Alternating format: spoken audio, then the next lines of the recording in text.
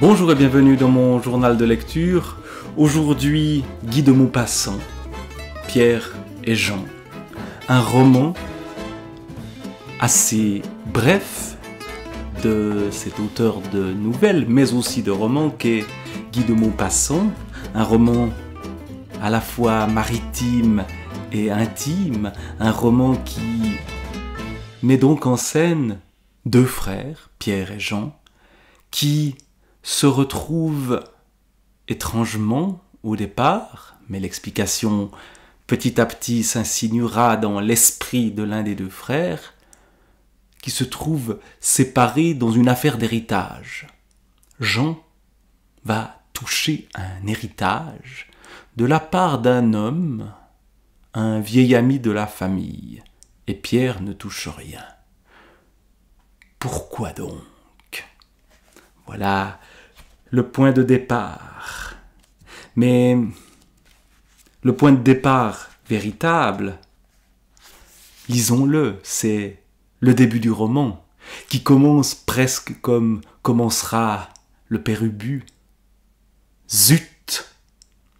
S'écria tout à coup le père Roland, qui depuis un quart d'heure demeurait immobile, les yeux fixés sur l'eau, et soulevant par moments d'un mouvement très léger sa ligne descendue au fond de la mer. Madame Roland, assoupie à l'arrière du bateau, à côté de Madame Rosémilly, invitée à cette partie de pêche, se réveilla et, tournant la tête vers son mari, « Eh bien, Jérôme !» Le bonhomme furieux répondit, « Ça ne mord plus du tout. Depuis midi, je n'ai rien pris. On ne devrait jamais pêcher qu'entre hommes.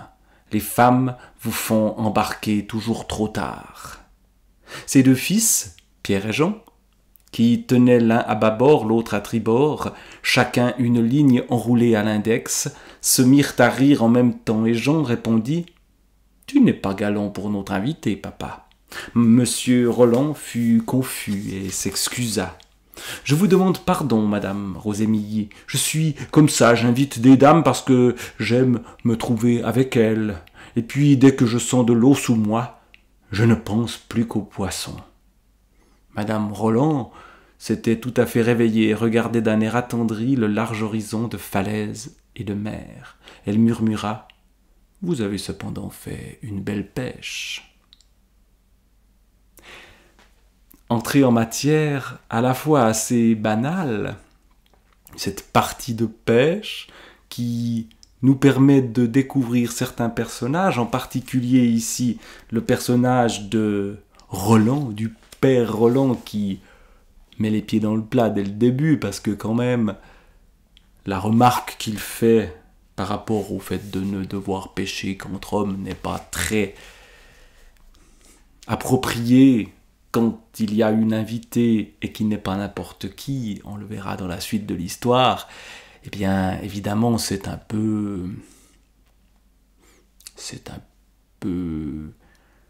limite, et le personnage n'est pas très intelligent, n'est pas très malin. Ce personnage de Monsieur Roland est un personnage ridicule, les autres personnages le sont moins. Et donc, la famille Roland découvre cet héritage avec, comme on l'a dans les romans naturalistes ou réalistes, Maupassant est quelque part entre les deux, ou quelque part dans les deux, les histoires de notaires, des histoires d'héritage, d'argent, de calcul, dans ce monde petit bourgeois qui est près de ses sous et pour qui un héritage est évidemment quelque chose de tout à fait extraordinaire. On touche de l'argent, l'un des fils touche de l'argent, tout le monde est content. Le fils qui ne touche pas l'argent, lui, ne l'est pas.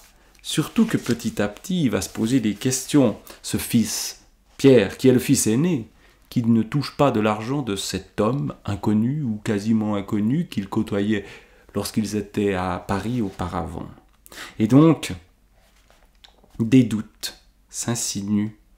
Pourquoi cet argent qui ne vient qu'à un des fils par un ami de la famille?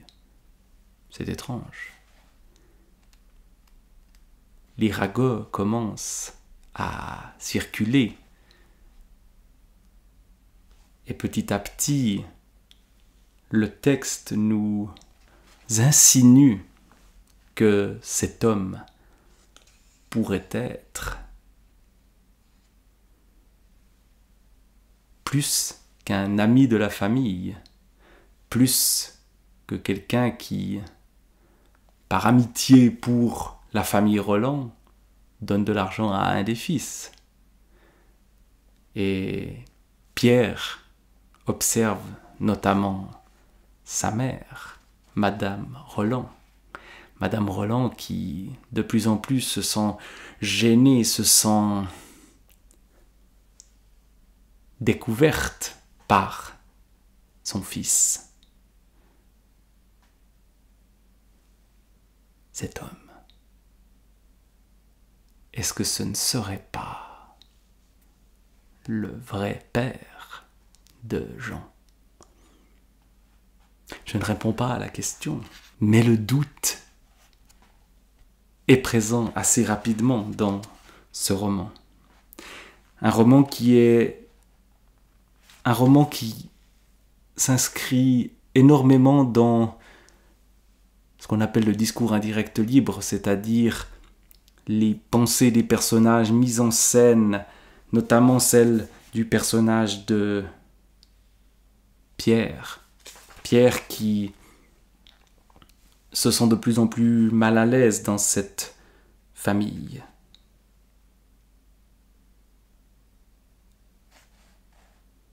Donc, voilà les réflexions de Pierre à propos de Maréchal. Maréchal, c'est l'homme qui a donné son héritage aux frères, donc à Jean et pas à Pierre. Et voilà ce que pense Pierre. Donc, ce maréchal, jeune, libre, riche, prêt à toutes les tendresses, était entré un jour, par hasard, dans une boutique, ayant remarqué peut-être la jolie marchande. Il avait acheté, était revenu, avait causé, de jour en jour plus familier, et payant par des acquisitions fréquentes le droit de s'asseoir dans cette maison, de sourire à la jeune femme et de serrer la main du mari. Et puis après, oh mon Dieu, après, il avait aimé et caressé le premier enfant, c'est Pierre lui-même, l'enfant du bijoutier, jusqu'à la naissance de l'autre, puis il était demeuré impénétrable jusqu'à la mort, puis son tombeau fermé, sa chair décomposée, son nom effacé des noms vivants, tout son être disparu pour toujours, n'ayant plus rien à ménager, à redouter et à cacher. Il avait donné toute sa fortune au deuxième enfant. Pourquoi? Cet homme était intelligent. Il avait dû comprendre et prévoir qu'il allait presque infailliblement laisser supposer que cet enfant était à lui. Donc, il déshonorait une femme. Comment aurait-il fait cela si Jean n'était point son fils? Et soudain, un souvenir précis, terrible, traversa l'âme de Pierre. Maréchal avait été blond comme Jean.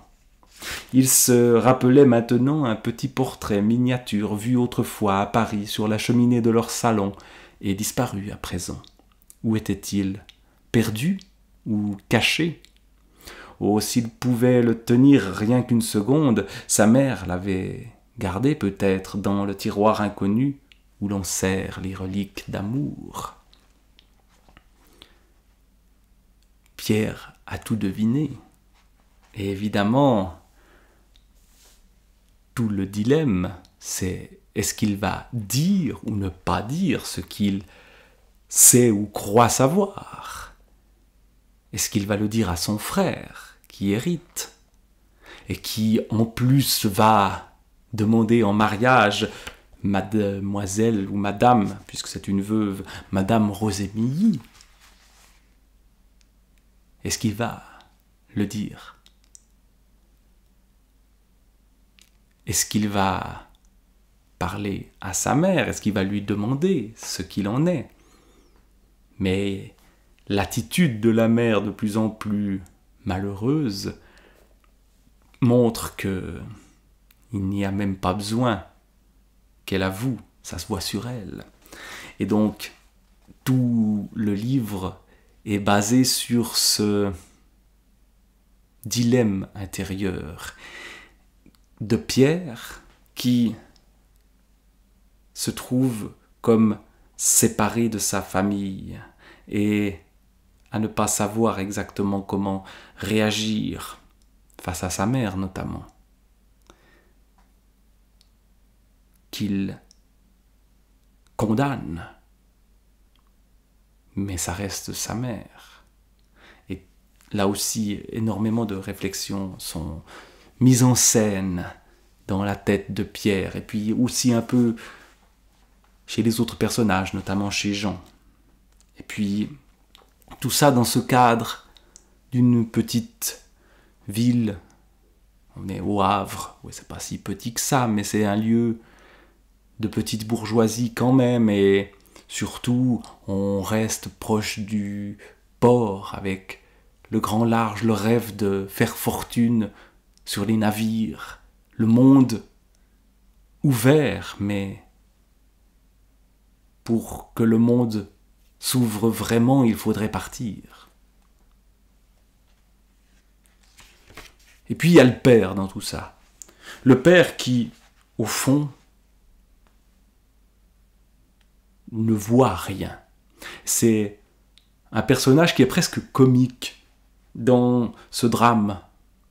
Alors que Pierre, alors que Jean, alors que Madame Roland sont pris dans une tourmente assez infernale, le père, qui n'est pas le père des deux enfants, mais ne le sait pas, lui s'intéresse à la pêche et au fond n'a que des remarques tout à fait banales, ce qui au fond excuse presque l'attitude de la mère. Tromper un tel homme, est-ce vraiment si grave que ça? Pas tant que ça, peut-être. Alors comment tout ça se terminera-t-il? Eh bien, cela commençait par une partie de pêche, un navire arrive au port, où s'en va. Cela se terminera aussi au port. Cela se terminera aussi par un départ. Parce que, au fond, cette situation-là est une situation qui n'a de solution que par la fuite. Mais le père Roland, lui, n'a strictement rien vu, et à la fin, alors que tout le monde est désespéré, eh bien, il ne comprend pas. « Pourquoi pleures-tu » demanda son mari, « puisqu'il sera de retour avant un mois. » C'est Pierre qui s'en va. Elle balbutia, « Je ne sais pas, je pleure parce que j'ai mal. » Drame de l'absence de compréhension et aussi de cette chape des règles bourgeoises, des conventions qui font que cette mère désespérée, parce qu'il lui est arrivé, au fond, ne peut que continuer comme si de rien n'était, d'autant plus que son mari n'a rien vu. C'était quelques impressions, et le terme impression, au fond, est important. Vous voyez ici une peinture de Claude Monet, La jetée du Havre par mauvais temps. Cette jetée du Havre, ou ce port du Havre, qui a aussi inspiré Impression soleil levant. Il y a un peu un caractère impressionniste dans ce roman aussi de Maupassant. Les impressions, les pensées des personnages qui sont constamment mises en scène sur ce fond maritime. Voilà quelques mots, trop peu, mais quelques mots quand même autour de Pierre et Jean, de Guide Maupassant.